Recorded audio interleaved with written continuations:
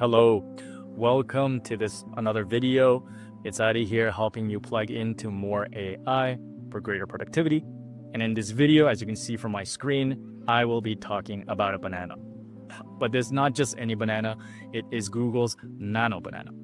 It's just Google's clever little way of marketing their latest Gemini 2.5 Flash model, right? So this is their latest model for their image generator, which is specifically aimed at helping you edit videos through text prompts.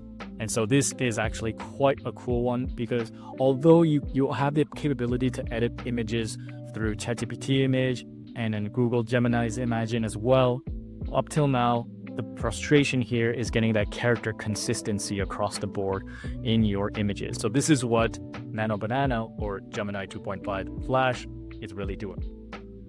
And so now that I explained that, this video, I'm going to just show you some examples of how it works and what kind of use cases you could be using them for to get started. So we'll jump into Gemini. And as you can see here, Gemini, at the bottom, you'll notice this little create image or this little banana. If you click it, this is when you can start using. So first we'll just create a animation character wearing a bandana and cape. And let's just create something here because you don't really need to click the banana here for this because Google will be using their Imagine model. And so boom, we created something real quick. But now let's say I want to remove images or I want to remove the bandana and the cape, and I actually want him to be wearing something else. In a normal case, you could use this in ChatGPT, even in Gemini, but it doesn't really do a great job in maintaining that character consistency like I mentioned. And so this is where you'll click the banana. I'll paste that over again and reimagine the character wearing a business suit without a cape and bandana. And we'll see what it does here. One thing to take note is, considering that it's called 2.5 Flash, you'll notice that the generation speed is far faster than what you get out of ChatGPT. My biggest frustrations with ChatGPT's image generator is it's very slow. And I personally use Midjourney, but Midjourney's image generator, while the quality is far better and the speed is quite quick, it doesn't really do the best job at maintaining character consistency as well. So boom, as I've been talking, you've been noticing it actually did a fantastic job in maintaining that exact character consistency about the face, the posture, and everything else in between, but then just removed the bandana and cape.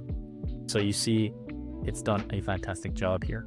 Now I can take this image, and let's even if I want to say, reimagine this character in the middle of the street in picking of an apple.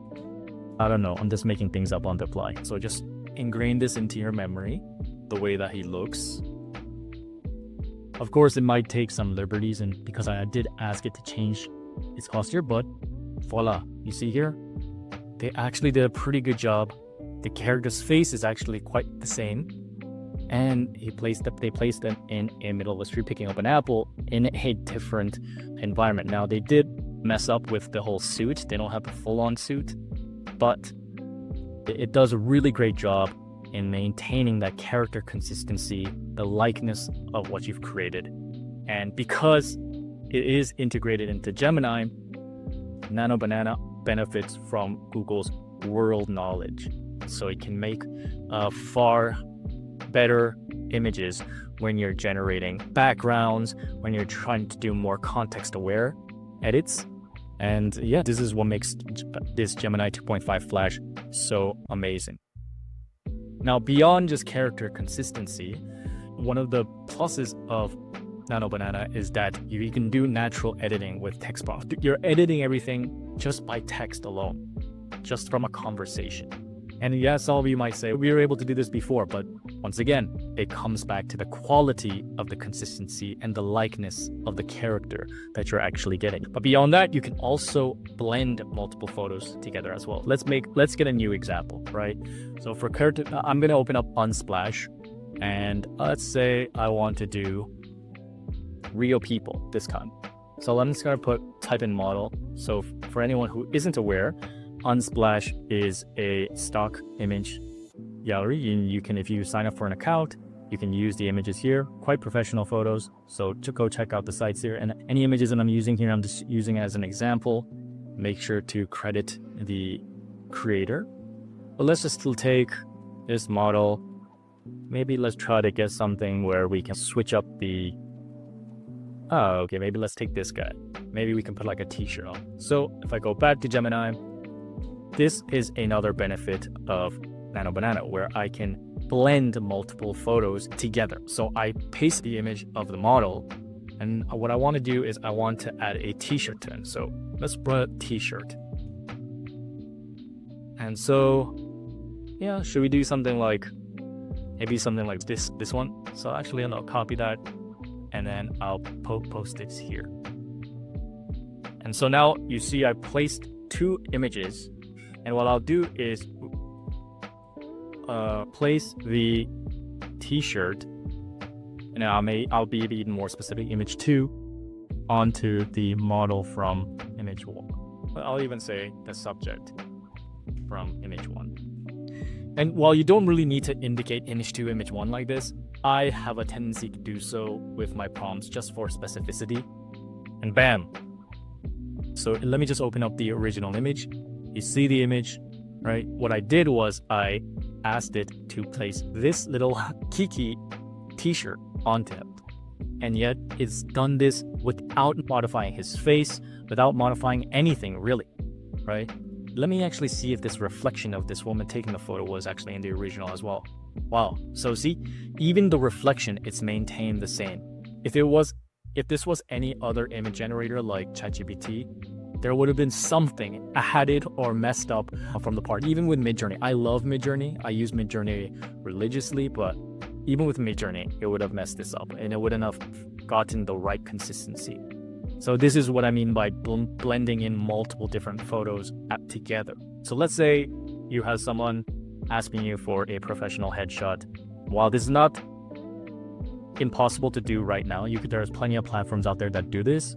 And you could probably do this through ChatGPT as well as Gemini before, but now you want that real character consistency. Because I know I've done this myself, and it's actually AI-fied my face. So it wasn't really my face, it was just an AI version of what looks like me with a business suit on. So let's just take some random people. I'm just gonna get a random face here. Let's get this woman with a bouquet in the background. So let's get this woman here. And then all I want to do is reimagine this woman in the photo with professional attire, for a business headshot. And voila. So you see here is I made this. So it's got the woman's characteristics quite well, right? The only difference is because I asked it to copy a business headshot, it's showing more of her face now and put her in a business attire. It looks quite realistic. If anything, I don't even know if I can tell. Yeah, I wouldn't be able to tell whether or not this was AI-fied or not, and I work with AI all the time. But yeah, that's one example, making professional headshots. But other examples are product mockups for product shots. Once again, there are plenty of tools that do this, but now you can just do it directly. You can edit it directly from Gemini. So let's say to get a product shot. So let's do some sort of skincare product. Now, these already look like good product shots to me, but let's make this. What's a good product shot here? Maybe this little thing. I don't really like that. Let's take this. So this one, the photo itself is cool, but it doesn't really highlight the product as well. So I want to make it look like it was taken in a studio. Reimagine the product in the photo in a well-lit studio,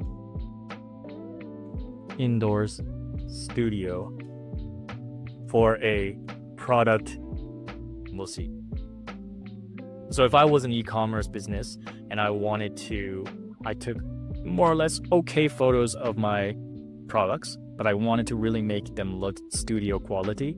I could now use Gemini 2.5, really create this sort of product description, product photography that I could put up in my online store or whatnot. So you see here, this is the original image.